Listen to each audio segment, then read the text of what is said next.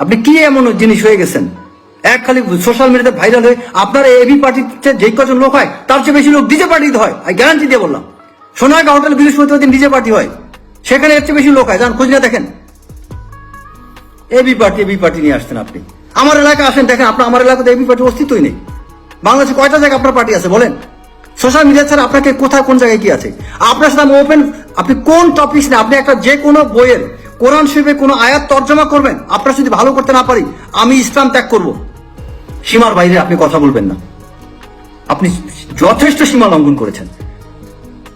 আপনার কথা জুলুম হচ্ছে সেনাবাহিনীর প্রতি, সেনা কর্মকর্তাদের প্রতি আপনি মারাত্মক রকম জুলুম করছেন। স্টপ অল দিস ননসেন্স, এগুলো বন্ধ করেন আপনি। আমি যদি সত্যি কথা এই মুহূর্তে, আমার যদি সত্যি কথা, আমি যে পুলিশ অফিসার হইতাম বা কোনো থানার দায়িত্বে থাকতাম, আপনাকে অ্যারেস্ট করতাম। কারণ আপনি পরিস্থিতি খারাপ করছেন, আইন শৃঙ্খলা অবনতি ঘটাচ্ছেন আপনি। বাংলাদেশি মানুষ আইন অনেকে জানে না বিধায় আপনারা এই কিছু আইনজীবীরা আপনারা কিছু সুযোগ নিতে পারছেন।